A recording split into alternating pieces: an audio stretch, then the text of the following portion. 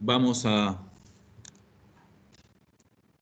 ver desde ahora todo lo que tiene que ver con el capítulo 9. En particular, nosotros estamos ahora arrancando justamente en esto, ¿no? Con los aportes de Okun a la teoría económica. Piensen ustedes en los años 60, ¿sí?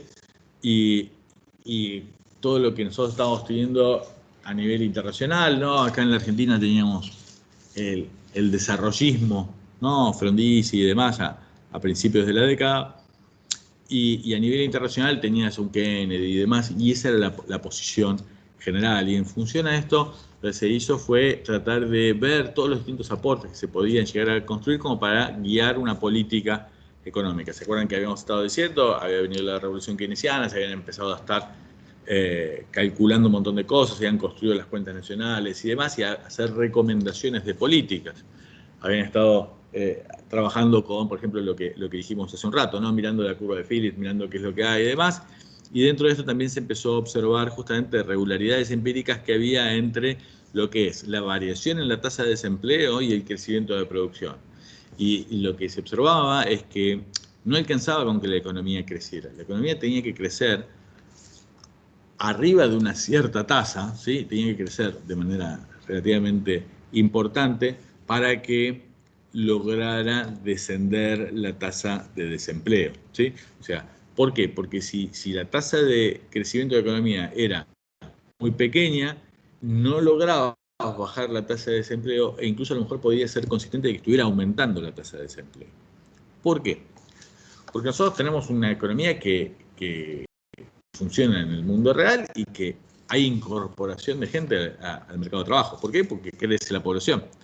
Pero además de que crece la población, piensen ustedes que también está empezando a sentirse el ingreso de mucha gente en el mercado de trabajo producto de cambio en las conductas, ¿no? Entonces hay una mayor participación de las mujeres en el mercado laboral a nivel internacional muy fuertemente, y esto hace que no alcance con crecer exactamente a la misma tasa que está creciendo la población, sino que tiene que crecer aún más rápidamente, ¿sí?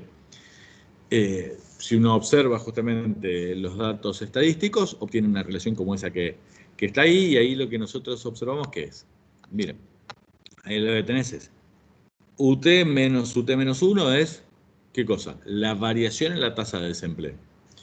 Y la variación en la tasa de desempleo relacionada con esto que está acá, G y T, que es la tasa de crecimiento de la economía en el momento T, menos, ahí dice más o menos un 3%. Dice, mirá, la economía tiene que crecer arriba de un 3%, para que la tasa de desempleo baje.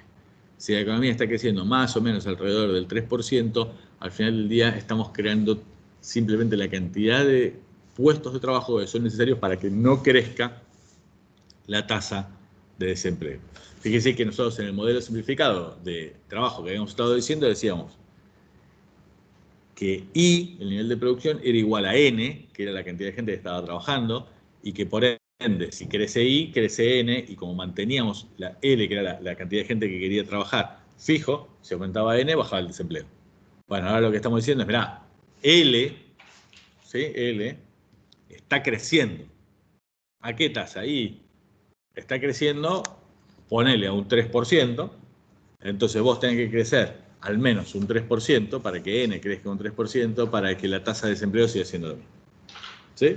¿Por qué? Porque lo que vos estás haciendo es estás metiendo justamente el crecimiento de la cantidad de personas que quieren estar trabajando en el mercado. ¿Ok? ¿Sí? ¿Se entendió el concepto? Bien. ¿Qué es lo que está diciendo entonces la ley de Ockham? Que si vos estás creciendo, si G sub I en el momento T está por arriba de ese nivel, de ese 3%, está arriba de esa tasa de crecimiento tendencial de la economía, vos lográs que el desempleo esté por debajo de lo que estaba en el periodo anterior. Y si la economía crece, pero crece por debajo de ese 3%, de esa tasa de crecimiento de largo plazo de la economía, por lo que vas a tener es que vas a tener un desempleo por arriba del periodo anterior. ¿Sí? Eso es lo que vos estás teniendo. ¿Ok? ¿Qué era lo que teníamos en la curva de Phillips? Bueno, la curva de Phillips, ampliada por expectativas, lo que nos decía es que la inflación del periodo estaba relacionada con la inflación esperada, menos este alfa por la variación en la tasa de desempleo respecto de la tasa natural de desempleo o de la tasa no aceleradora de inflación. Cuando poníamos expectativas adaptativas decíamos que la inflación esperada de este periodo es igual a la del periodo anterior. Entonces lo que nos queda es que la variación de la tasa de desempleo es igual a menos alfa por esto que estamos teniendo ahí. ¿Sí? Del otro lado, ¿qué teníamos? Esto que estamos diciendo es, de nuevo, vamos al punto 1, ¿no? Acá decíamos, che, ¿cuáles son las relaciones entre la producción, el desempleo y la inflación? Y acabamos de estar fijando, con la ley de Okun, la relación entre producción y el desempleo. Y la relación entre el desempleo y la inflación la tenemos por la curva de Phillips, ¿sí? Con lo cual, producción con desempleo y desempleo con inflación ya quedan todas relacionadas encadenando las dos relaciones, la de Okun y la de Phillips. Y después lo que decíamos era, che, miremos del lado de los componentes de la demanda agregada. Miremos lo que nosotros tenemos acá. Nosotros decíamos, mirá, del lado de la demanda agregada, que era lo que nosotros teníamos con ISLM, ¿sí? Nosotros mirábamos por un lado los componentes de la IS y por otro lado de la LM y decíamos cuáles son las herramientas de política que nosotros tenemos. Y nosotros decíamos, mirá, podés influir a través de variaciones en el gasto, variaciones en los impuestos o variaciones en los saldos reales. ¿Sí? Acá lo que decimos es, mirá, dejemos de lado un segundo lo que tiene que ver con política fiscal. Es decir, no miremos ni G ni T. Vamos a mirar qué es lo que pasa cuando nosotros aplicamos política monetaria. Y si nosotros agarramos y establecemos esto, vamos a decir que evidentemente el nivel de producción tiene algún tipo de relación que nosotros podríamos medirla de nuevo, ¿no? A través de econometría y demás, con los saldos reales, ¿no? Nosotros podríamos mirar las dos variables, producción contra saldos reales de la economía, y podríamos estimar este parámetro, este valor que nosotros tenemos acá, este gamma que nosotros tenemos acá. ¿Sí? Y nosotros podríamos estar, entonces, si nosotros no estamos modificando la política fiscal, podríamos calcular esto y podríamos establecer la relación entre las distintas variables. Y acá lo que nosotros tenemos es G sub I, ¿qué es? Es la tasa de crecimiento de la economía, G sub I, en el momento T. Pi es la variación de los precios, ¿sí? Es la variación de los precios, es la tasa de inflación. Y GMT, ¿qué es? Es la tasa de crecimiento, usamos G para hablar de growth, ¿no? Tasa de crecimiento de M, que es la cantidad de dinero, en el momento T. ¿Y qué es lo que tenemos? Fíjate que si nosotros tenemos acá esto, para mirarlo, ¿qué es lo que tenemos? A medida que vos vas creciendo en el nivel de PBI, vos necesitas una mayor cantidad de dinero circulando en la economía. ¿Se acuerdan que nosotros lo teníamos esto de lo que era seguir con la teoría cuantitativa del dinero? Pero acá lo que tienen son las dos variables, M y P, ¿no? Si nosotros tenemos que la inflación es cero,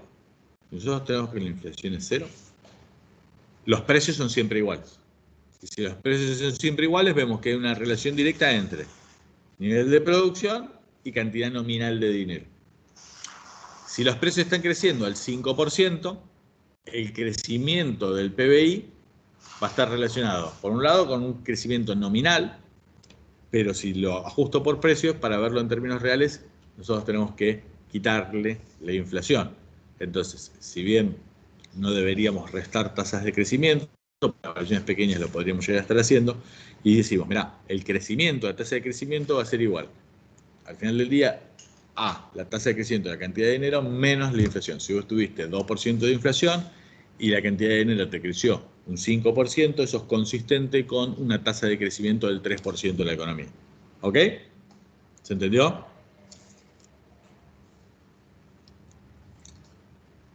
Sí, sí. Bien, entonces acá lo que tenemos es esa tasa de crecimiento de la cantidad de dinero, cuando está por sobre la tasa de crecimiento de los precios, es consistente con el crecimiento de la economía. Y acá hay un tema también, como hemos visto en otros momentos, ¿no? El tema de causalidad, ¿no? Y qué cosa causa qué cosa. ¿Sí? ¿Qué es lo que tenemos en este modelo? Piensen de nuevo, estamos en los años 60 y a partir de ahí se fue trabajando en esto, y lo que se planteaba, ¿no? Una fuerte preeminencia de las ideas keynesianas y demás. Y estamos en un punto similar al que nosotros vimos, ¿se acuerdan? Al principio del curso, cuando vimos los videos de la historia del pensamiento económico y demás, donde justamente ahí ya estaba planteado diciendo que la línea de pensamiento de algunos economistas keynesianos, incluso más allá de lo que el mismo Keynes había dicho, estaban viendo la posibilidad de, a través de justamente el multiplicador keynesiano y hacer políticas activas por parte del Estado, prácticamente decir, bueno, nosotros podríamos lograr la tasa de crecimiento de la economía que nosotros realmente quisiéramos, también buscando una herramienta que permitiera evitar nuevamente una crisis como la que habíamos tenido en los años 30, que había derivado en finalmente el conflicto de la Segunda Guerra Mundial. Por otro lado, había, ¿no? Y estaba mencionado, yo creo que se los comenté, ¿no? Un montón de algunas escuelas de pensamiento que empezaban a criticar este tipo de cosas. Por un lado, lo que tenías era planteado directamente de Hayek y demás, donde él lo criticaba de entrada a esto. También está el trabajo que van a estar haciendo los monetaristas, cosa que vamos a ver muy rápidamente con Friedman y demás. Ahora, en el mundo keynesiano que nosotros estábamos viviendo, lo que nosotros decíamos es, mirá, acabamos de establecer recién que la inflación va a estar relacionada con qué cosa, con esa diferencia entre la tasa de crecimiento en la cantidad de dinero y la tasa de crecimiento de la economía. Si la economía estaba creciendo el 3% y vos estabas creciendo al 5% la cantidad de dinero, eso va a ser consistente con qué cosa, con un 2% de tasa de inflación. ¿Sí? Esto es lo que nosotros estamos teniendo. Y esa es la relación que nosotros tenemos. Ahora, lo que vemos en este esquema que ven acá es, si nosotros queremos influir en la economía, nosotros podríamos agarrar y decir, tratemos de alguna manera influir en el crecimiento de la economía, influir para aumentarla o influir para disminuirla. Pero si nosotros queremos influir, nosotros podríamos hacer política monetaria, ¿no? ¿Y qué es política monetaria? Modificar la cantidad nominal de dinero. Por ejemplo, nosotros podríamos agregar mayor cantidad de dinero en la economía o podríamos quitar dinero en la economía. Si nosotros hacemos eso, eso va a influir ¿qué cosa? En el crecimiento de la producción. ¿Sí? Es lo que nosotros sabemos, porque para eso estudiamos toda la primera parte de la materia. Decimos, che, hacemos política monetaria y esto influye en el nivel de producción, ¿no? Si influimos en el nivel de producción, lo que acabamos de ver es que, por ley de Okun, eso va a influir en qué variable? En el desempleo. Y cuando eso influye en el desempleo, a través de la curva de Phillips, eso va a influir en qué cosa? En la inflación. Y con la inflación, ¿qué es lo que va a pasar? Va a influir en la demanda agregada. ¿Por qué?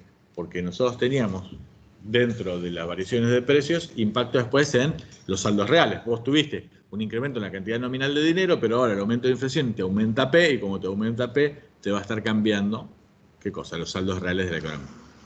¿Ok? Vamos a ver esta secuencia operando.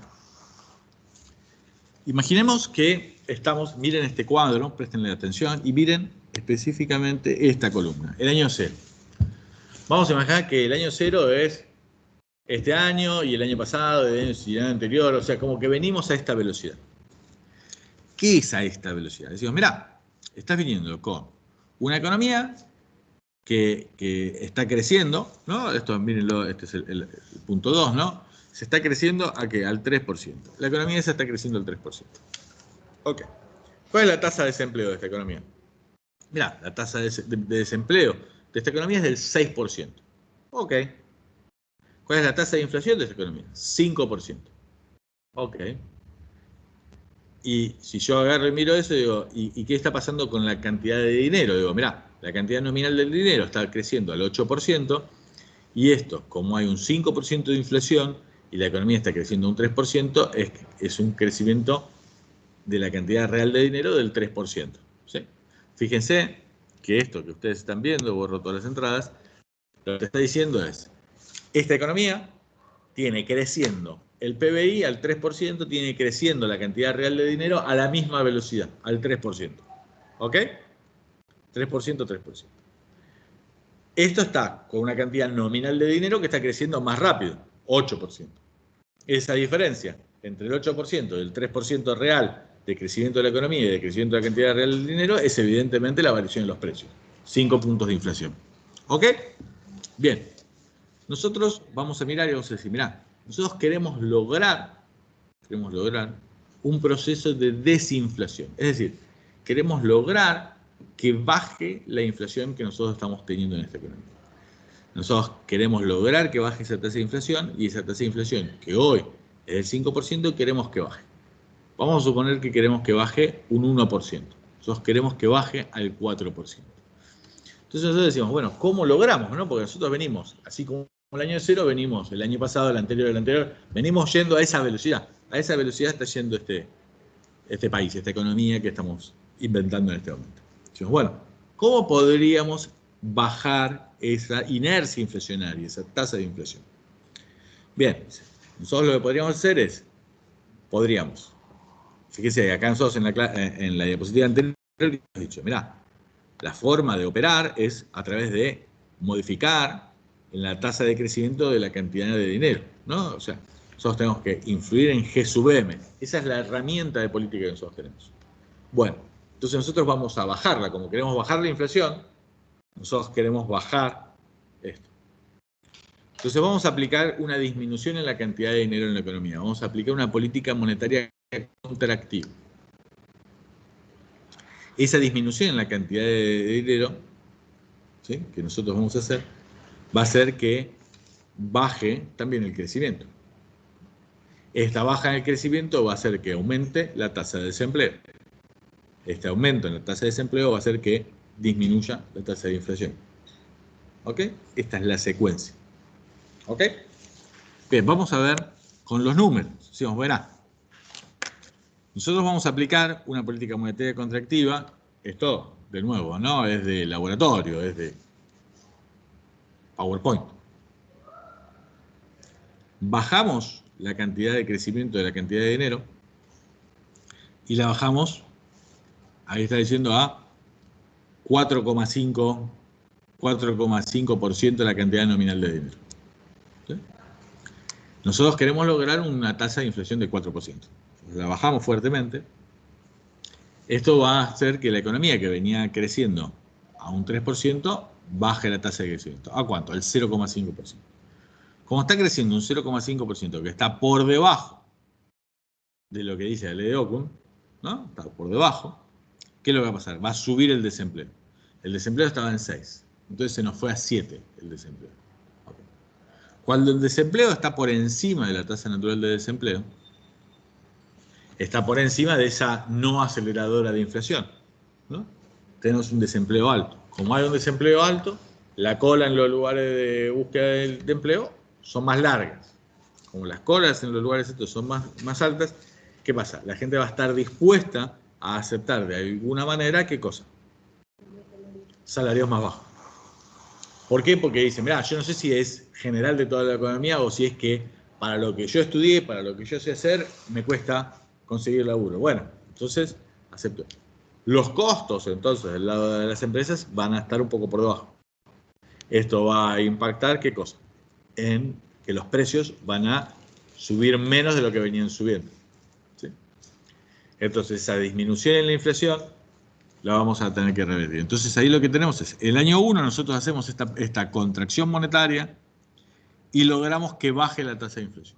La tasa de inflación se nos fue al 4% y es consistente con todos estos números que tenemos acá en año 1. Hicimos una política monetaria contractiva, logramos una inflación un punto más baja y pagamos como un costo, por eso, un desempleo un 1% más caro, más alto. Más gente con desempleo, menos inflación. Ahora, ya logramos el objetivo que nosotros queríamos lograr, logramos 4% de inflación, que era lo que queríamos lograr. Ahora, ¿qué es lo que queremos hacer? Nosotros decimos, che, en el sueño estabilicemos inmediatamente. ¿Cómo hago para estabilizar? ¿Cómo hago para que no se acelere ni se desacelere la inflación? Yo ya logré 4% de inflación, que es lo que quería. Ahora, lo que nosotros tenemos que lograr, ¿sí?, de alguna manera, es que la tasa de desempleo sea esa tasa 6%, que era la no aceleradora de inflación, ¿sí? Yo estaba viniendo a una velocidad que era de tasa de desempleo del 6%, con lo cual este 6% es la tasa natural de desempleo, ¿sí? Entonces yo necesito volver al 6% de desempleo. Pero estoy en el 7% de desempleo. ¿Ok? Para que el desempleo baje, la economía tiene que crecer, pero no va con crecer al 3%, tiene que crecer por arriba del 3%. Porque si crece el 3%, la tasa de desempleo no se modifica. Para que baje la tasa de desempleo, tiene que crecer más fuertemente. Bien, entonces nosotros, de nuevo, PowerPoint, ¿no? Podríamos hacer una política monetaria expansiva para contrarrestar el efecto que hicimos en el periodo anterior. Podríamos hacer una política monetaria expansiva y con esa política monetaria expansiva lograr un crecimiento de producción del 5,5%. Este 5,5% es un crecimiento por encima del 3%. Estamos logrando un 5%. Entonces, ¿qué es lo que hacemos? Hicimos aumento de la tasa de crecimiento de la cantidad de dinero, política monetaria expansiva, en el segundo año, de manera tal de lograr que ese aumento de la tasa nominal de dinero se traduzca en un aumento de la tasa real de dinero, que vaya siendo consistente con el crecimiento real de la economía y que entonces logre que la tasa de desempleo baje al 6%. Cuando el desempleo es 6%, la inflación no se acelera ni se desacelera. Con la tasa de desempleo del 6%, que es el primer empleo, no aceleramos ni desaceleramos la inflación. Entonces la inflación, ¿qué se queda? En 4%. Bien, ahora, ¿yo qué tengo que hacer en el periodo siguiente? Tengo que agarrar y tengo que llevar la tasa de crecimiento de dinero, no la puedo dejar en 9,5, la tengo que llevar al 7%. ¿Por qué? Porque tiene que ser consistente con 3% de crecimiento real y 4% de inflación. ¿Sí? Entonces, hice en el año 1 política monetaria contractiva. Después en el año 2 hice expansiva para contrarrestar el efecto y volver a llevar el nivel de desempleo donde tenía que estar, y después la pongo en una situación intermedia que sea consistente con esta nueva tasa de inflación. ¿Ok? ¿Qué es lo que hicimos? Logramos pasar del año 0 al año 3 diciendo, tengo la economía creciendo al 3% igual que antes. El crecimiento de la cantidad real de dinero también al 3%. El desempleo en 6%, que es el de la tasa natural de desempleo. La inflación, en lugar de 5, un 4%, que era lo que nosotros queríamos lograr. Y para hacer esto, la consistencia está con un crecimiento de la cantidad nominal del dinero del 7%. ¿Ok? ¿Qué es lo que hicimos? ¿Qué es lo que quisimos lograr? ¿Cuál era el ejercicio? Bajemos la tasa de inflación. Estábamos teniendo una tasa de inflación persistente del 5% y queríamos bajarla al 4%. ¿Ok? ¿Qué hicimos para hacer eso? Aplicamos una política monetaria contractiva para que con esa política monetaria contractiva disminuya, por un lado, la cantidad de dinero real en la economía, por otro lado, el crecimiento de la economía. A partir de la disminución del crecimiento de la economía, un aumento del desempleo, a partir del aumento del desempleo, una disminución en la presión sobre los precios, y esa disminución en la presión de los precios hace que la inflación sea más baja. ¿Qué es entonces esto? Esto es el proceso de desinflación tradicional que nosotros tenemos. Decimos, mirá, la economía, para lograr una baja de la tasa de inflación con la inercia que vos estás viniendo, ¿no? Pues venías vos funcionando al 5% de tasa de inflación. Para vos bajar esa inflación del 5%, tenés que estar dispuesto a bancar un ajuste, y esto es lo que nosotros tenemos. La tasa de sacrificio. ¿Qué es la tasa de sacrificio? La cantidad de puntos adicionales de desempleo que nosotros tenemos que tener para que baje la inflación. Y acá lo que dice es, mirá, si vos mirás la curva de Phillips esta, evidentemente vos tenés que tener que el desempleo tiene que estar por encima del desempleo natural y vos vas a tener que esa diferencia, multiplicarla por menos alfa para agarrar y ver cuánto impacta esto en la tasa de inflación.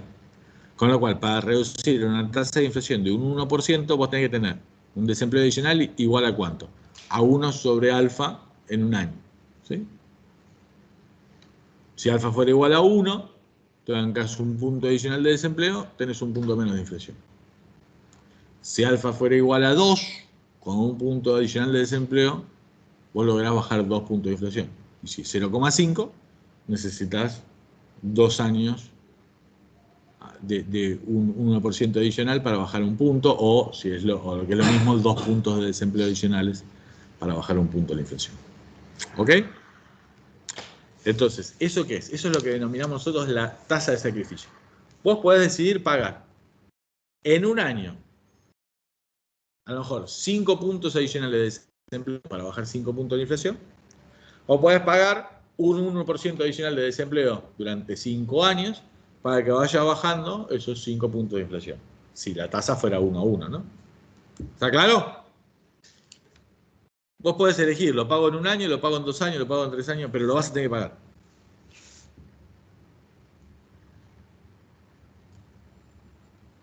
La única manera que baje la inflación es que vos tengas un desempleo por encima de la tasa natural de desempleo.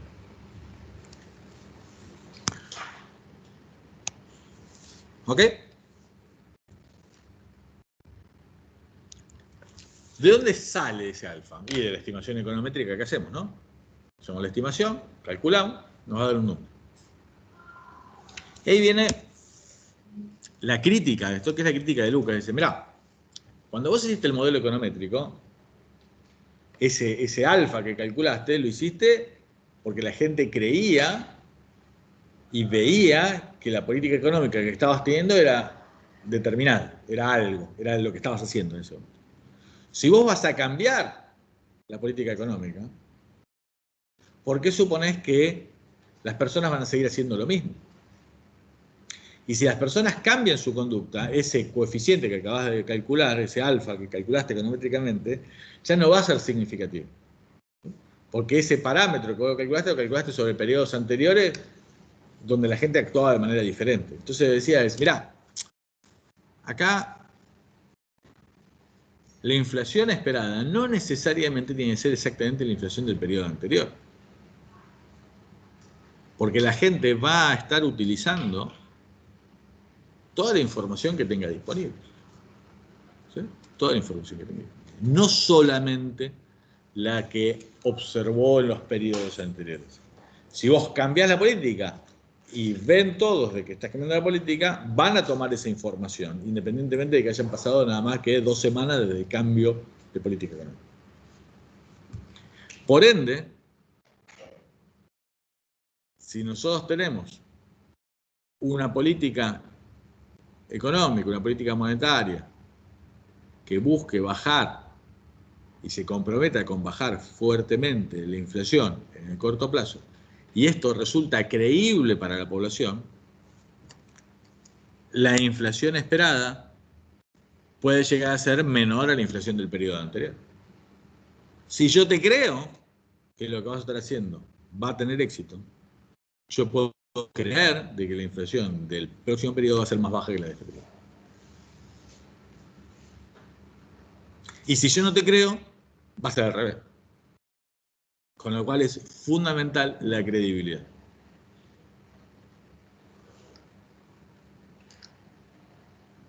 ¿Está claro? Si nosotros tuviéramos un responsable de política monetaria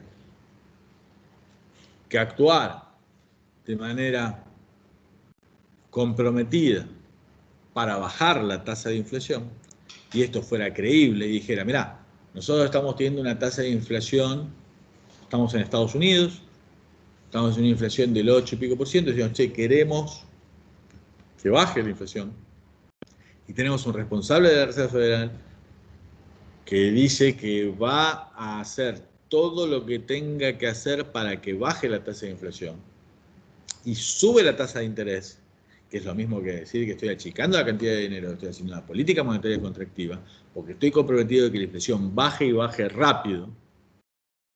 Y si le creo, voy a tener una baja en la inflación más rápida y pagando por ende una tasa de sacrificio más baja. ¿Por qué? Porque va a ser creíble. Porque si la tasa era con política económica como la estabas aplicando con expectativas adaptativas, si el parámetro nos daba 1, si ahora soy creíble, la inflación esperada va a ser más baja que la de expectativas adaptativas. Con lo cual, voy a terminar pagando menos años adicionales de puntos de desempleo que si no soy creíble. Entonces, un compromiso por parte de la Reserva Federal de mantener el poder adquisitivo del dólar y de combatir la inflación hace que tenga un menor impacto sobre el desempleo.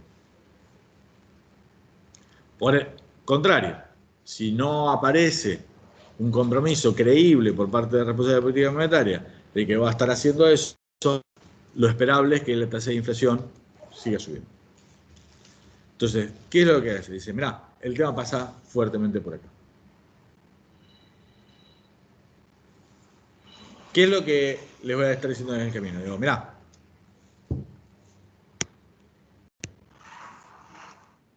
miremos lo que nosotros teníamos acá, ¿no? Decimos, che, escúchame acá lo que se ve, y lo tenés acá también, es que si vos querés lograr, miren esto, hasta acá, pero con este está claro. Si yo quiero lograr una tasa de inflación baja, y este va a ser el esquema y demás, y acá es lo que dicen los monetaristas dicen, escúchenme muchachos, pongan la tasa de crecimiento, la cantidad de dinero baja y estable. Si ustedes ponen una tasa de crecimiento de la cantidad nominal de dinero baja y estable, lo que vas a lograr es que el crecimiento de la economía se dé y que haya una baja tasa de inflación, porque la relación está. Entonces, si la economía está creciendo al 3%, poner una tasa de crecimiento del 4% de la cantidad de dinero, del 4,5%, y eso va a ser consistente con 1,5 o 2% de inflación. No hagas lío. No te pongas si subo, bajo, hago esto, hago lo otro. No hagas nada. Déjalo. La mejor política que vos podés aplicar para que la inflación sea baja es tener una política monetaria predecible, fija y estable a lo largo del tiempo. Todo lo otro es pan para hoy, hambre para mañana. Vos agarrás y decís, no, voy a hacer una política monetaria expansiva porque de esa manera voy a generar un mayor nivel de producción. Sí, sí, sí. Y después te quedaste con un nivel de inflación más alto. Y con ese nivel de inflación más alto, cada vez vas a tener una inflación más alta, más alta, más alta. Y después tenés que pagar un desempleo enorme por ese desbalance que generaste. Dejá, no haga nada. La mejor política que vos podés aplicar monetaria es una tasa de crecimiento predecible, baja y estable. Todo lo otro, el lío. Todo lo otro. ¿Está?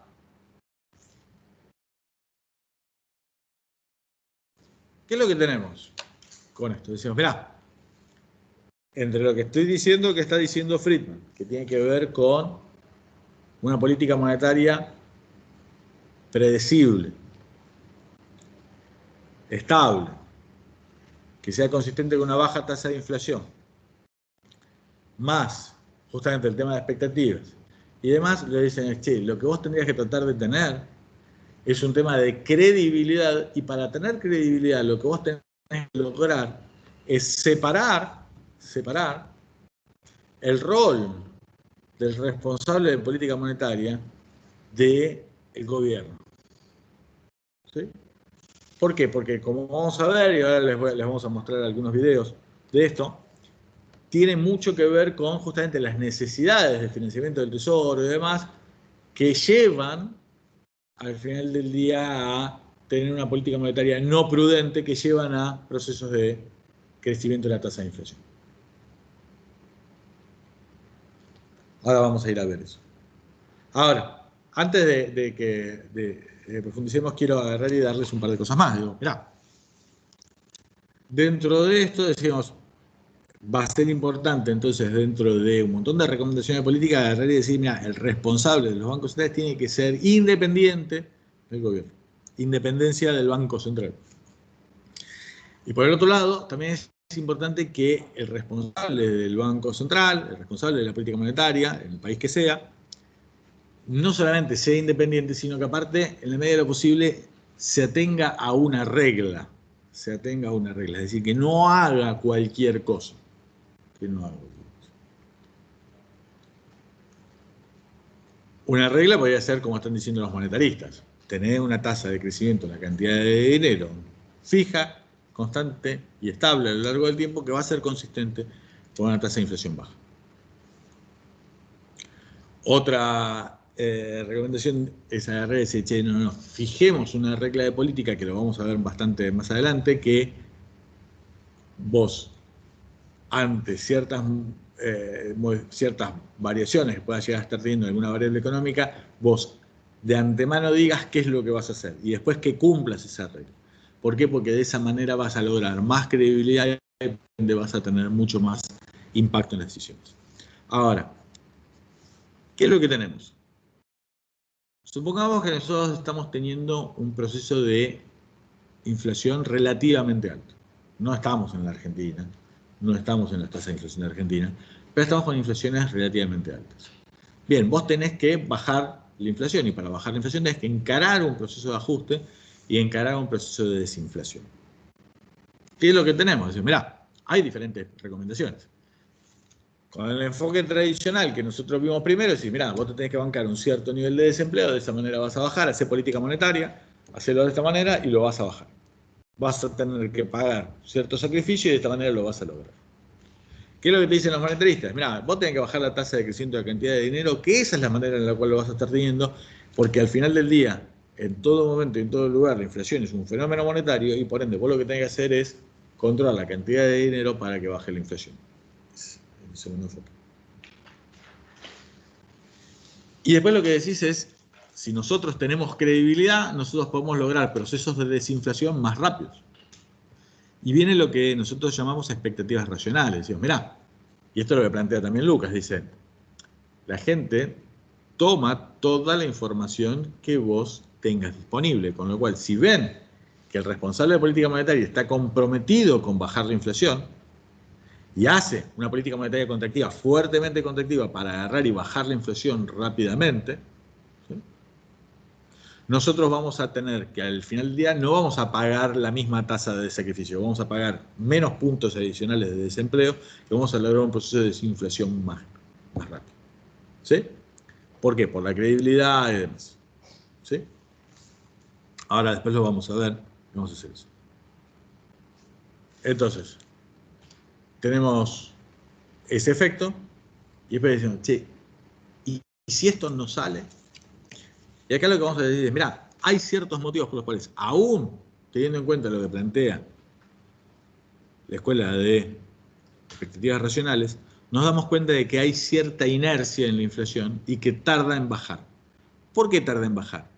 Tarda en bajar no solamente porque toman en cuenta los parámetros que están en la economía, sino porque a lo mejor firmaron un montón de papeles. La gente a lo mejor ya firmó contratos, tiene convenio colectivo de trabajo firmados, yo ya pacté un montón de cosas. Entonces, teniendo en cuenta que las decisiones salariales ya están acordadas, que a lo mejor yo ya tengo pactados contratos de alquileres, contratos de capital y demás, con una cierta actualización y con unos ciertos niveles de precios esperados, esto genera una inercia inflacionaria que hace que tarde un tiempo en bajar.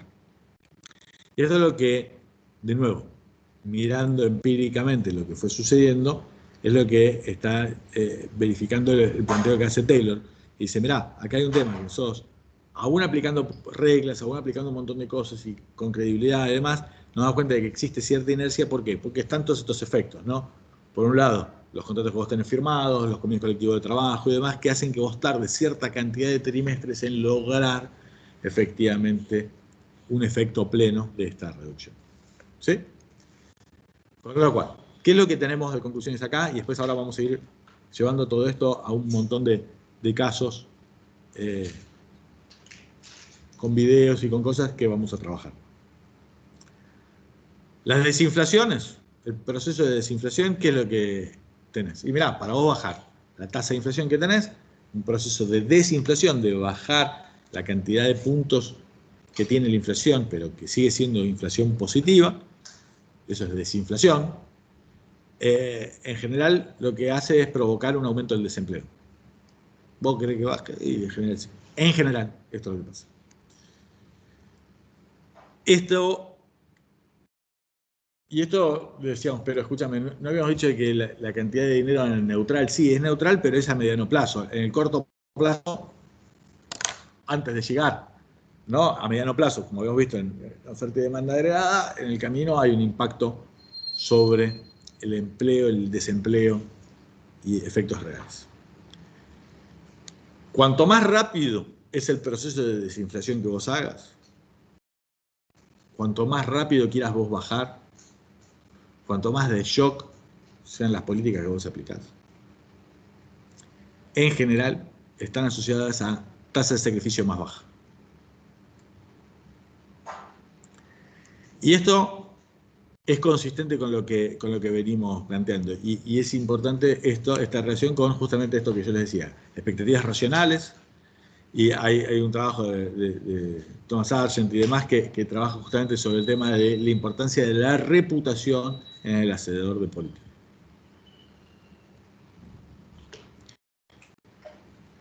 Además de esto que estamos diciendo, hay algunos puntos adicionales. ¿Cuáles son esos puntos adicionales? Y mirá, las tasas de sacrificio son menores en los países que tienen convenios colectivos de trabajo más breves, ¿sí? Si vos tenés pactado un convenio colectivo de trabajo con una actualización para un año de los salarios y tenés que cumplirla, y vas a tardar más en bajar porque va a haber más inercia. Con lo cual, esto genera ciertas dificultades en la reducción de tasas de inflación.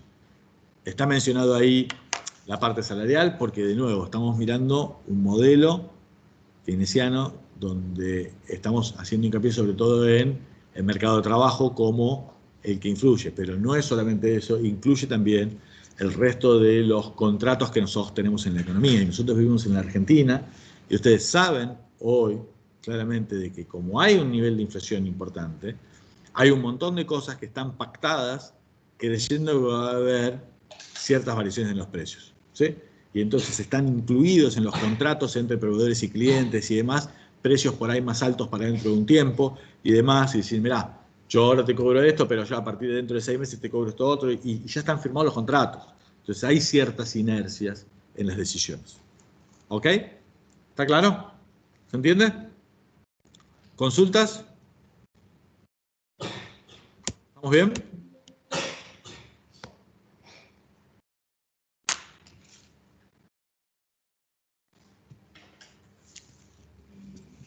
Ahí veo que hay el chat.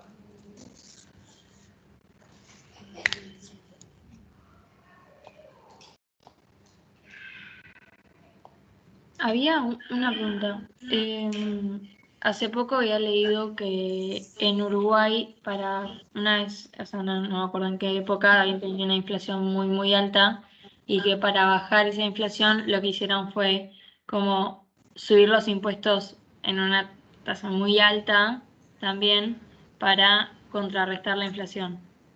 Y que eso los había ayudado a volver a tener una inflación casi, digamos, de 0%, bueno, no sé, no me acuerdo cuánto era. Nada, o sea, acá no tocamos Bien. nada de impuestos. Bien, ¿qué es lo que nosotros tenemos? Lo que nosotros estamos mirando en esta clase tiene que ver justamente diciendo, mirá, acá hay un tema que es monetario, y vos estás diciendo, che, pero ¿y el tema fiscal? ¿Dónde está? Dices, mirá, y ahora lo vamos a ver en unos minutos.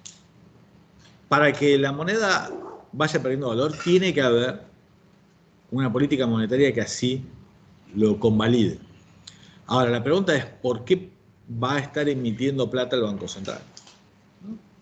Porque el Banco Central no es que de alguna manera permite que la moneda pierda valor porque es malo, porque busca jorobar a la gente, sino que a veces Eso está porque están utilizándose herramientas para financiar un déficit fiscal persistente. Y ese déficit fiscal persistente va de alguna manera a empezar a influir en la política monetaria, en algo que nosotros vamos a denominar dominancia fiscal, ¿sí? Donde la política fiscal termina siendo la determinante de la política monetaria. La política fiscal, que incluye un déficit presupuestario, termina siendo la que genera la política monetaria. Y esta política monetaria es la que termina haciendo que pierda valor la moneda y por ende que haya inflación. Entonces, esto que vos estás mencionando es, no, bueno, pero vayamos a la raíz del problema, no vayamos al síntoma, vayamos a la raíz del problema. La raíz del problema, en este caso, en este momento, me estás diciendo vos, es un tema fiscal, entonces ajustamos la parte fiscal y a partir de que ajustamos la parte fiscal, vamos a resolver la otra parte. ¿Ok? ¿Se entiende? Sí, perfecto. Aguárdenme un segundo, que voy a buscar.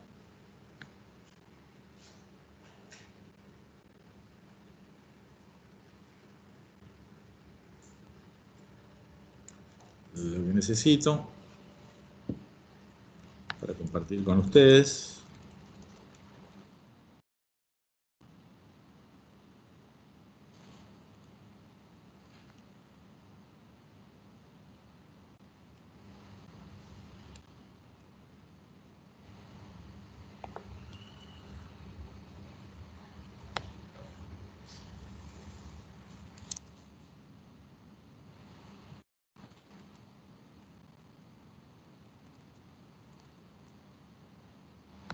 Espérenme un segundo y ya les comparto.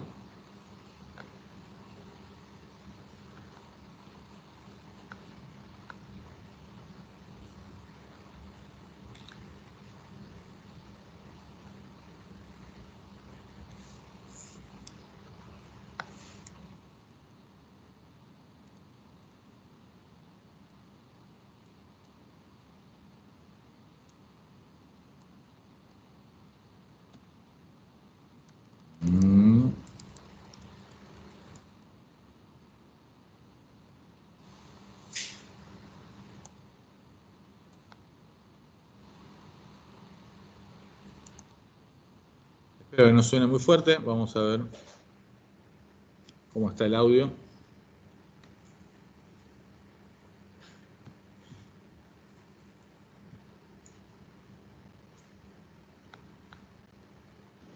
Hola, mi nombre es Robert Mackenzie, hablándoles desde la Universidad de Chicago.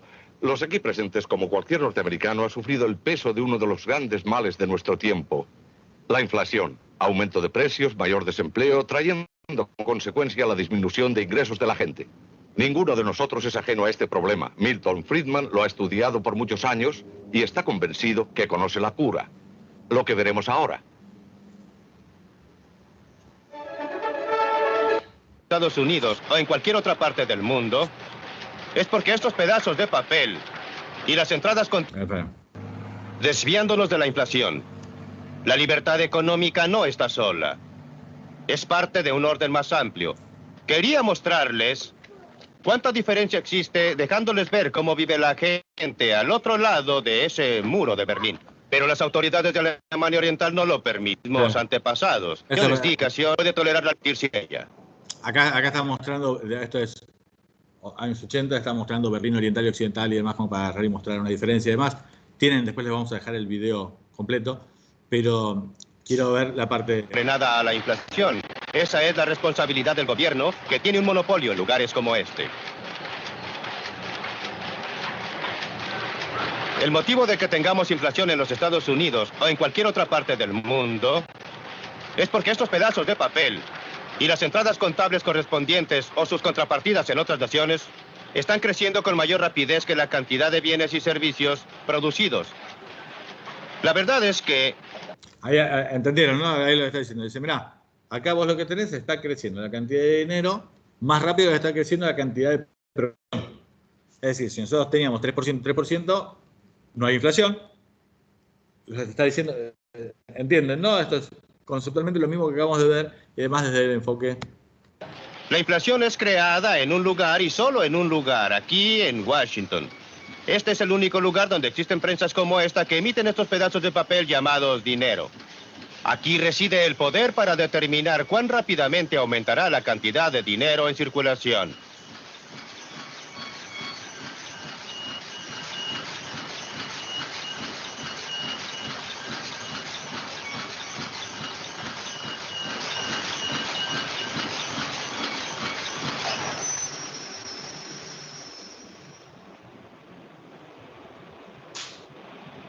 ¿Qué sucedió con todo ese ruido? Eso es lo que ocurriría con la inflación si no dejáramos que la cantidad de dinero creciera tan rápidamente. Esta no es una idea nueva, no es una cura nueva, no es un problema nuevo, ha sucedido una y otra vez en la historia. A veces la inflación ha sido curada en esta forma, a propósito. A veces ha ocurrido por accidente. Durante la Guerra Civil, el norte, que entró tarde a la contienda, se apoderó de un lugar en el sur que era donde estaban instaladas las prensas impresoras, que era donde se emitían estos pedazos de papel. Antes de eso, el sur había tenido una inflación muy rápida. Si mi memoria no falla, algo así como un 4% mensual. La Confederación tardó un poco más de 2 semanas en encontrar un lugar donde pudiera instalar sus prensas y hacerlas funcionar nuevamente. Durante ese periodo de 2 semanas, la inflación se detuvo. Después del periodo de 2 semanas, cuando las prensas nuevamente comenzaron a funcionar, la inflación recomenzó. Es tan simple como eso. Es tan obvio como eso. Más recientemente existe otro ejemplo dramático del único modo eficaz para tratar a la inflación. En 1973, las amas de casa japonesas que iban al mercado se enfrentaban con un hecho desagradable. El dinero en sus carteras parecía estar perdiendo su valor.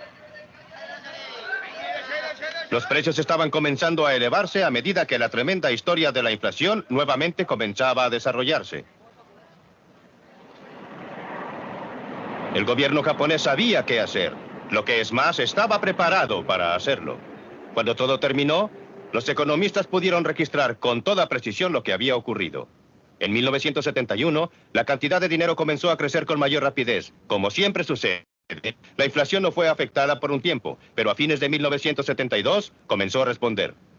A principios de 1973 el gobierno reaccionó, comenzó a reducir el crecimiento monetario, pero la inflación continuó creciendo durante un tiempo. La reacción diferida hizo que 1973 fuera un año de recesión muy duro. La inflación solo se detuvo cuando el gobierno demostró su determinación de mantener controlado el crecimiento monetario. Demoró 5 años para extraer a la inflación del sistema. El Japón había logrado una estabilidad relativa. Desgraciadamente, no hay manera de evitar el difícil camino que debieron seguir los japoneses antes de lograr tanto una inflación baja como una sana economía. Primero tuvieron que vivir una recesión hasta que un lento crecimiento monetario tuvo su efecto diferido sobre la inflación. La inflación es igual al alcoholismo. En ambos casos, cuando usted comienza a beber o cuando usted comienza a imprimir demasiado dinero, los efectos buenos vienen primero y los efectos malos llegan más tarde. Por eso en ambos casos existe una fuerte tentación a exagerarlo, beber demasiado e imprimir demasiado dinero. Cuando llega la cura es todo lo contrario. Cuando usted deja de beber o cuando usted deja de imprimir dinero, los malos efectos llegan primero y los buenos efectos llegan más tarde. Por eso es tan difícil persistir con la cura. En los Estados Unidos, 4 veces en los 20 años posteriores a 1957 iniciamos la cura. Pero en cada ocasión no tuvimos voluntad para continuarla. Como resultado, hemos tenido solo los malos efectos y ninguno de los buenos efectos.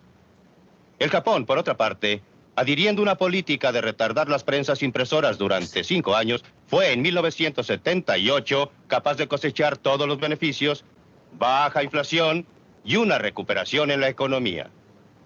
Pero no existe nada especial respecto al Japón. Cada país que tenga el valor de persistir en una política de crecimiento monetario lento ha sido capaz de curar la inflación y al mismo tiempo de lograr una economía que sea sana. ¿Está claro el planteo de por dónde va? ¿Sí? Sí. Ahora, lo que vamos a hacer es, vamos a continuar ahora viendo un poco este video.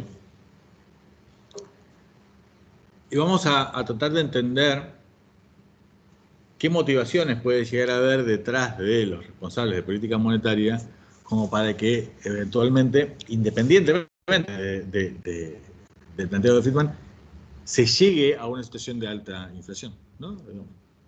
Porque no es que los responsables de política monetaria en la República Argentina no son conscientes de que tiene que haber una correlación entre creciendo la cantidad de dinero y la inflación, digamos. Algo debe haber, ¿sí?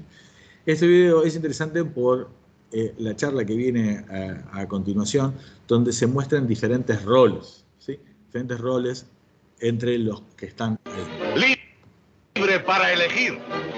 Universidad de Chile puede reducir y controlar. Usted puede controlar el suministro de dinero, o ciertamente puede reducir y controlar la tasa de inflación. Yo diría que es un poco más fácil escribir la receta que cumplirla. Creo que existen algunos otros medios de hacerlo y relacionaría el abastecimiento de dinero porque la inflación está relacionada con el dinero y los bienes y servicios que debe cubrir el dinero. Y si usted puede estimular los bienes en la producción de bienes y servicios, eso ayuda. Es un poco más difícil controlar el abastecimiento de dinero, aunque yo creo que eso puede lograrse. Sin decir que usted debe controlarlo porque tenemos el crecimiento de las tarjetas de crédito, que es una forma de dinero y que fue creada por el sistema de libre empresa. Como ve, no todo se imprime en Washington. Y acá hago un punto, digamos, y esta es una discusión no menor. Me dicen, che, escúchame, cuando nosotros estamos diciendo que siento la cantidad de dinero, y esto nosotros lo miramos y lo discutimos bastante, diciendo, che, ¿qué es el dinero? ¿No? Y en realidad lo que tiene bajo control el hacedor de política monetaria es la cantidad de dinero de alto poder, la del Banco Central.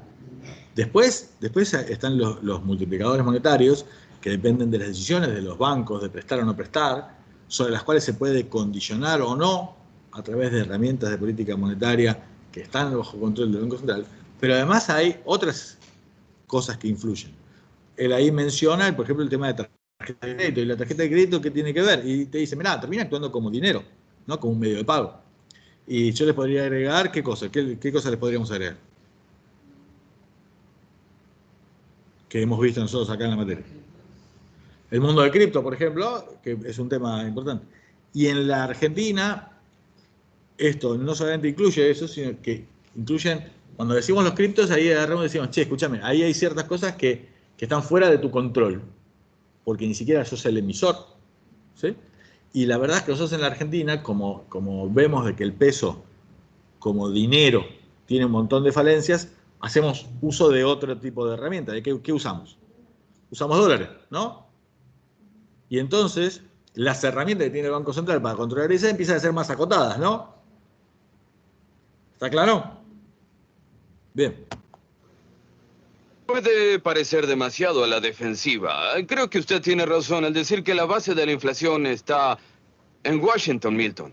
Señor Martin, nadie ha soportado más ataques que usted en 17 años como jefe del Banco de Reserva. ¿Podría comentarlo para luego seguir con el grupo? Querrá decir 19 años.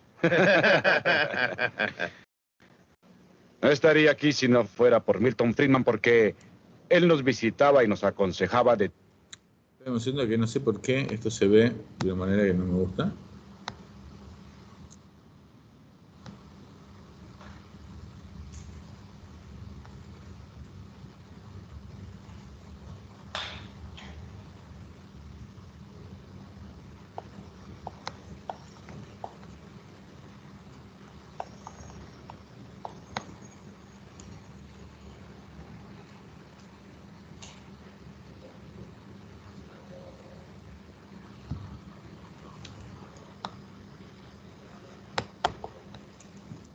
De tiempo en tiempo. Nunca siguió mis consejos. Les advierto que va a ser entrevista más adelante. Estoy bastante contento de no haber seguido sus consejos. Todo el tiempo. En sus 19 años, como presidente del Banco de la Reserva Federal, Bill, el crecimiento promedio en el abastecimiento de dinero fue del 3,1% anual. La tasa de inflación fue del 2,2%. Después que usted se fue, el abastecimiento de dinero se ha duplicado. La tasa promedio de inflación es superior al 7% y, por supuesto, en tiempos recientes, El abastecimiento de dinero ha estado creciendo en 2 dígitos, lo mismo que nuestra tasa de inflación. En primer lugar, quiero confirmar 2 hechos que destacaron notoriamente en la película del profesor Friedman, es decir, que la base del buen éxito relativo de Alemania Occidental fueron en realidad 2 eventos. Uno, el establecimiento de una moneda nueva y sólida que tratamos de mantener sana a continuación. Y en segundo lugar, el salto de la noche a la mañana a una economía de mercado libre sin ningún control de precios y salarios. Esos son los 2 hechos fundamentales. Hemos tratado de conservar la estabilidad monetaria simplemente tratando de seguir esta receta del profesor Friedman, es decir, la disciplina monetaria, manteniendo el crecimiento monetario relativamente moderado. ¿Quiénes son los 3 que acaban de hablar, ¿no? Por un lado, primero mostró a un miembro del Congreso, ¿no? Que tiene que ver con el rol de autorización de los niveles de gasto que pasa por el Congreso. Después estaba el titular de la Reserva Federal durante casi 2 décadas en Estados Unidos, que está ahí como para agarrar y justamente contar un poco la visión desde alguien que es responsable de política monetaria. Y después lo que tienen es este otro que es el presidente del Bundesbank, el responsable del Bundesbank, que es el Banco Central de Alemania, sobre la cual después se forma el Banco Central Europeo y la política monetaria europea, pero que es importante porque Alemania, muy breve, después de la Primera Guerra Mundial, entra en un proceso de hiperinflación muy fuerte y tiene un montón de problemas. Y después de la Segunda Guerra Mundial, imagínense ustedes que la economía alemana estaba bastante dañada y se establece de alguna manera un ordenamiento económico muy fuerte y toman ciertas decisiones respecto de cómo preservar el valor de la moneda que son bastante importantes. Entonces los vamos a ver desde ese punto de vista, ¿no? Siendo por un lado lo que es el rol de autorización de gastos del lado del Congreso, por otro lado el de responsable de política federal, de la Reserva Federal, que es el Banco Central de Estados Unidos, y después el del Bundesbank. Después vamos a ir a esto, a datos bien actuales, mucho más actuales, y en la República Argentina. Pero necesito que hagamos esto. A veces es más fácil mirarlo de lejos, cuando estás lejos y ni siquiera es tuyo, ves cosas y decís, bueno, ahora vamos a mirarlo en la nuestra, y ahí vamos a ver otras cosas.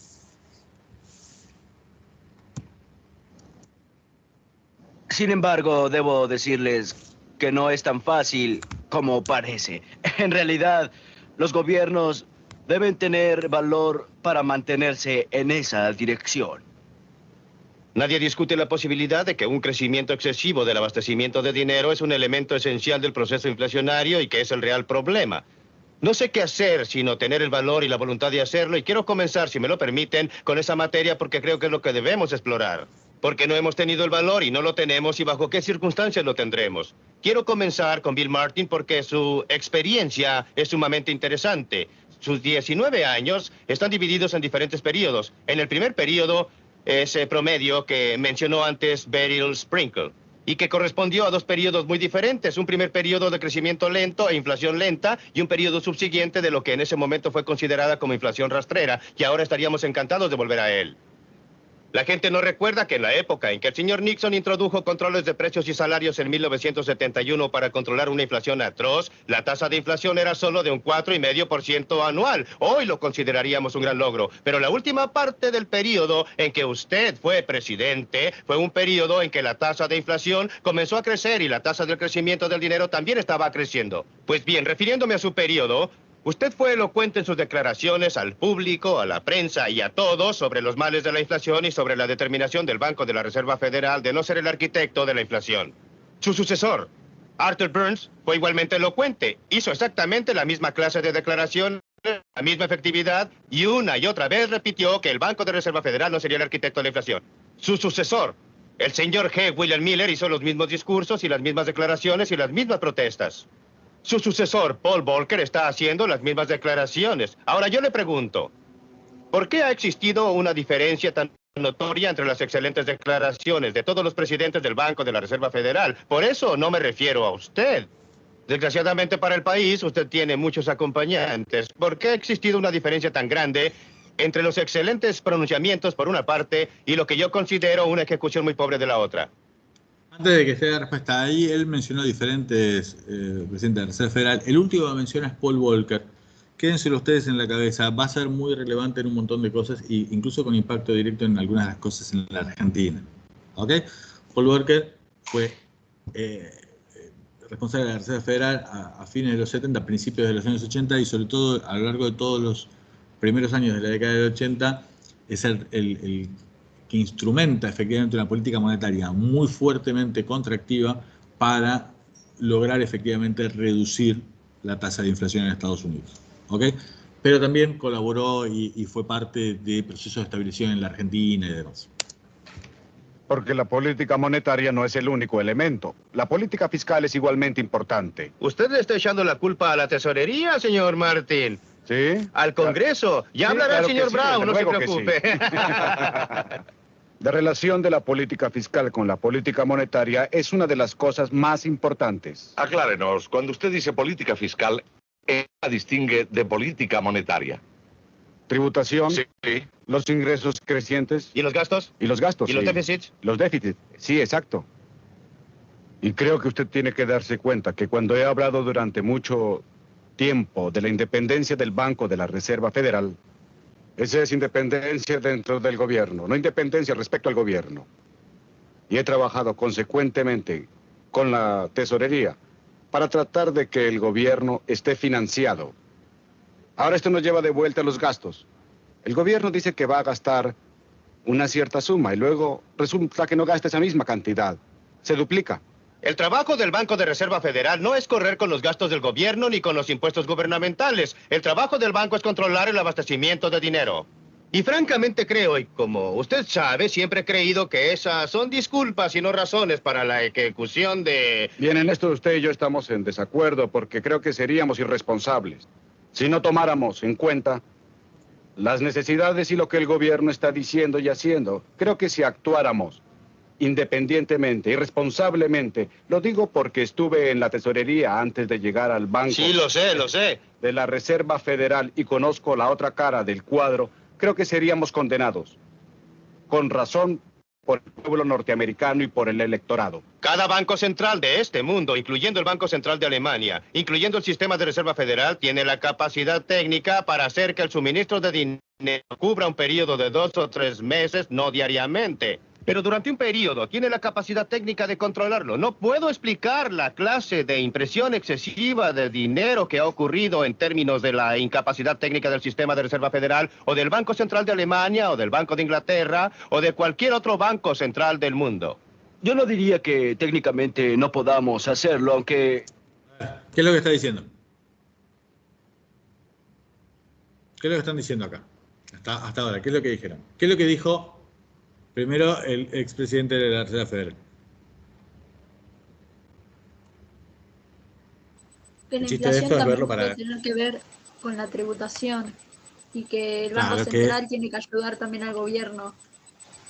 Exacto, que ahí lo que está diciendo es, mirá, hay un tema y la política monetaria en realidad no está tan desvinculada de la política fiscal. A veces lo que termina pasando es que desde la política monetaria terminamos colaborando con el financiamiento del gobierno. ¿Está claro lo que dijo, no? Y está diciendo, che, pero escúchame, pero el rol tuyo es otro. Bueno, está bien, pero yo no puedo ser responsable. Cuando tenemos un problema de la tesorería, de financiamiento de ciertas cosas, no me puedo desentender. Sería peor si yo me desentendiera. Entonces, por un lado dice que tiene que haber independencia, pero después cuando llega el momento dice, bueno, tiene que haber independencia, pero cuando me necesitan tengo que estar. ¿No? Esto es lo que está diciendo la responsable de la Reserva Federal. Ahí hay un punto que es importante, y entonces agarramos y decimos, che, ¿es independiente o no es independiente? Y la independencia, ¿qué tanto dura cuando llega el momento de que te necesitan? ¿No? Jamás hemos logrado... Y acá, dicho esto, dice, mirá, le plantea a Friedman, se lo plantea y dice, che, esto pasa lo mismo en Estados Unidos, pasa lo mismo en Inglaterra, en Alemania, en cualquier lugar del planeta. ¿No? Pasa lo mismo en la Argentina hoy. Che, no, el Banco Central es independiente. Está bien, es independiente hasta que te piden que des una mano. Y ahí entran las discusiones. ¿Sí? Entonces acá lo que vamos a estar viendo es, en el caso de Alemania, va a ir, en este caso, a hablarse de Alemania, que, insisto, venía de posguerra, pero de hiperinflaciones y un montón de situaciones muy complejas. Logrado controlar el abastecimiento de dinero mes a mes. En esa forma, pero yo diría que técnicamente lo podemos controlar semestralmente, de un semestre al próximo, y eso sería suficiente. ¿Sería suficiente? Para controlar la inflación, Soy un científico económico y estoy tratando de observar fenómenos y observo que cada presidente del Banco de la Reserva Federal dice una cosa y hace otra. No quiero decir él, sino el sistema. Sí, cuán diferente es la situación en Alemania. Hemos oído este problema de que los gobiernos se comprometen a gastar y el Banco de Reserva Federal en una forma u otra se adapta a ello. Ahora, ¿cuál es su posición en este problema?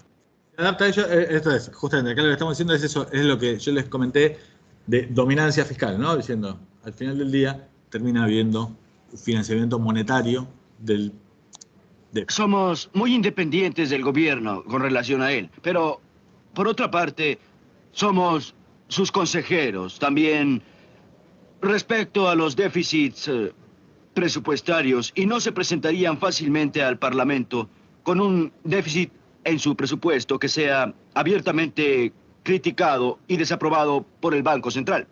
¿Por qué? Porque existe una tradición en nuestro país que podemos criticar públicamente al gobierno a este respecto.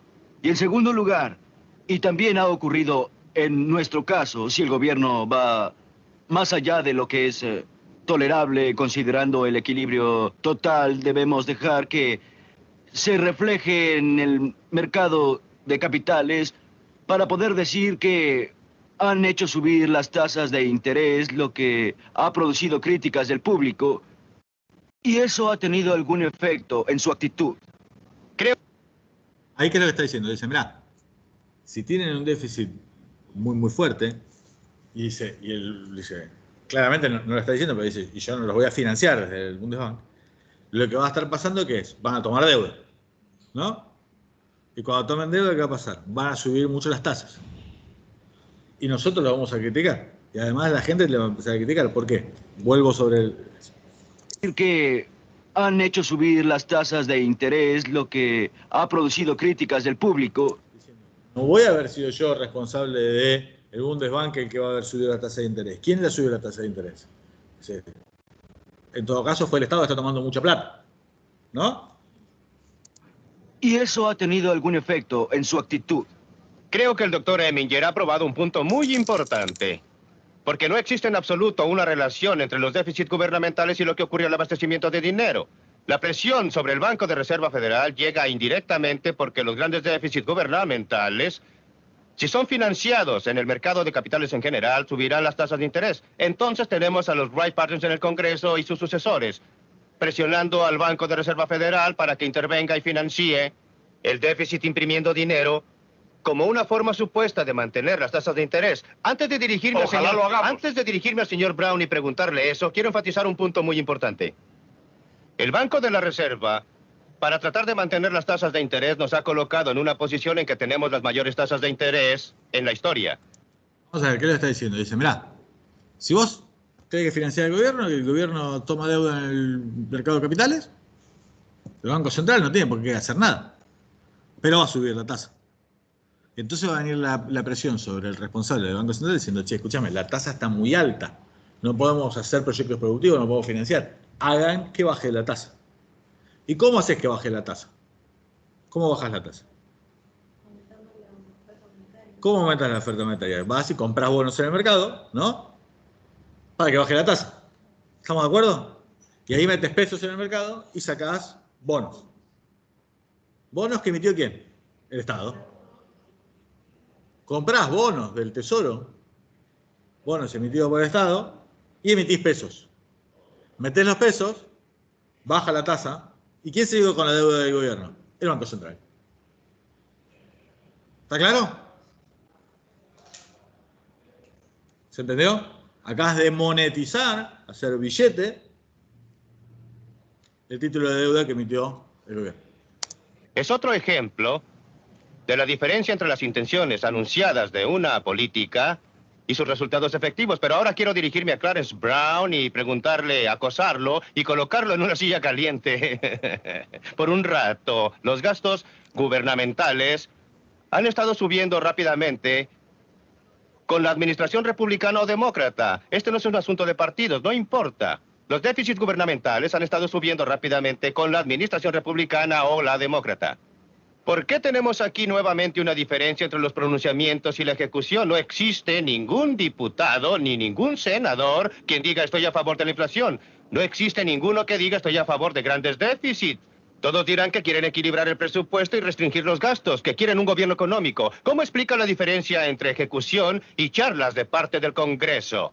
Primero creo que debemos dejar establecido un punto. No estoy tanto con el gobierno como estoy contra él. Y como sabes, soy un miembro minoritario del Congreso. Quisiera decirle que personalmente esto no va dirigido a usted. Entiendo, por supuesto. Ahora déjeme decirle que, aunque los gobiernos, como usted ha mencionado, han sido gobiernos republicanos y demócratas, y han sido ambos responsables por los aumentos en los gastos. Y por lo menos en términos de sus recomendaciones, es el Congreso y solo el Congreso quien asigna los fondos y determina los impuestos. El presidente no tiene autoridad para hacerlo y por eso debemos hacer responsable de todo al Congreso. Yo creo que tenemos que aceptar que es más entretenido regalar cosas que retenerlas y por este motivo el Congreso responde a una petición general que dice: quiero que usted elimine el programa de todos, menos aquel en que estoy especialmente interesado. Ahorra dinero, pero mi esposa está a cargo de los orfelinatos, así es que tratemos de ayudar a los orfelinatos o lo que sea. Déjeme tratar de probar un punto, si puedo, respecto a lo que creo que es una nueva tendencia que se está produciendo en el Congreso. Y es que la inflación, como mal nacional, está comenzando a tener un impacto en la psicología política de muchos norteamericanos.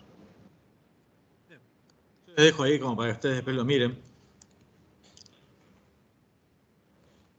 Y analicen de nuevo. Estamos viendo algo que es 40 años atrás, 30 años atrás. Otro país, otra realidad. ¿No? ¿Está claro? ¿Les suena alguna de estas conversaciones respecto de cuestiones que podríamos llegar a estar discutiendo en la Argentina en este momento, sí o no? ¿Algo de eso les llama, les hace eco en la memoria de las cosas que estamos viendo?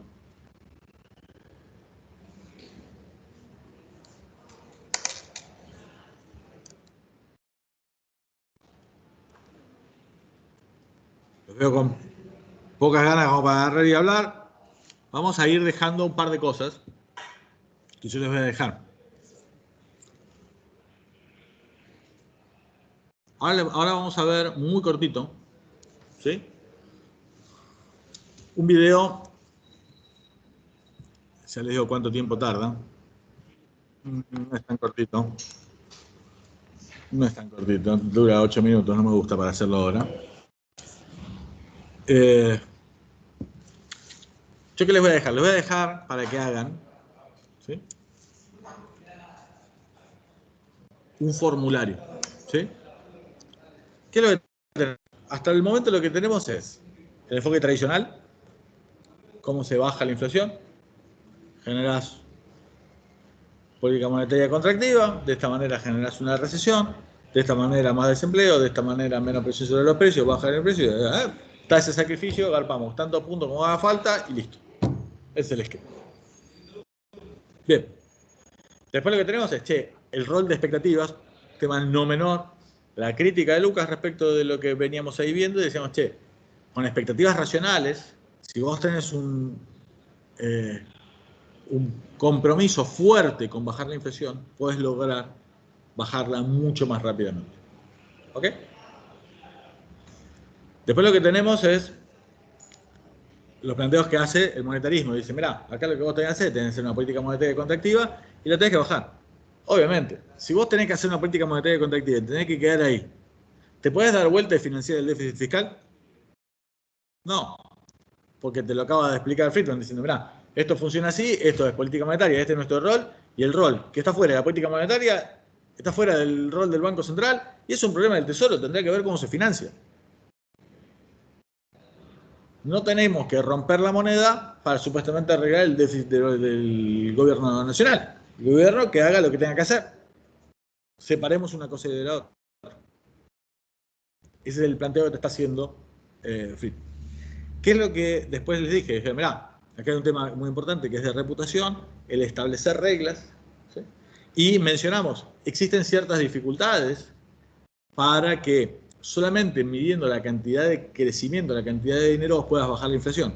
Entre otros motivos, porque el dinero no es solamente lo que imprime el Banco Central, sino que dijimos, mira, la base monetaria ya es más grande, pero además de eso tenemos un montón de formas de dinero a través de diferentes medios de pago que cumplen el rol, y esto también puede estar generándose ciertos efectos. Entonces, ¿qué es lo que tenemos?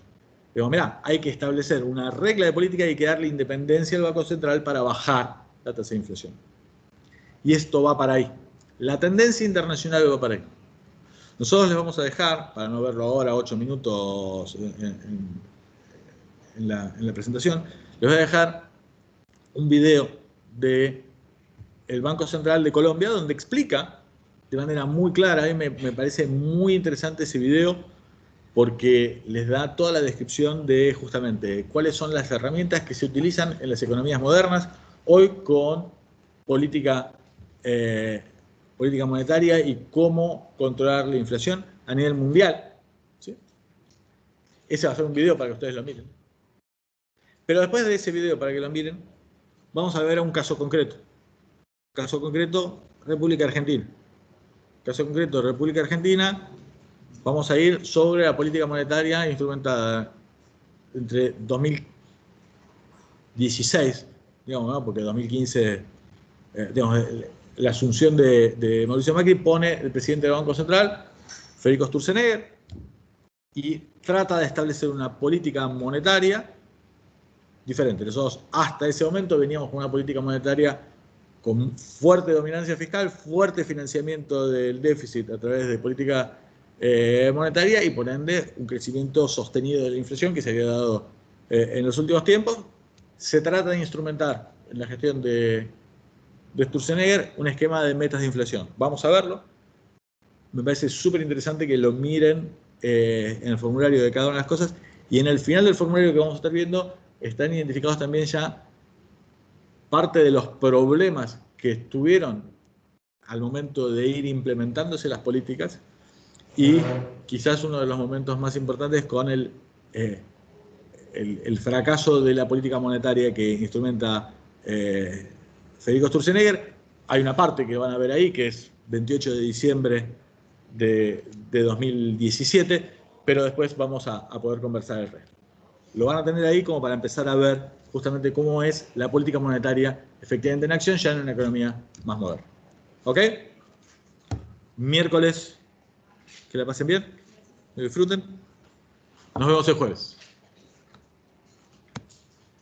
Chao. Chao. Chao, chao. Chao, profe. Gracias, profe.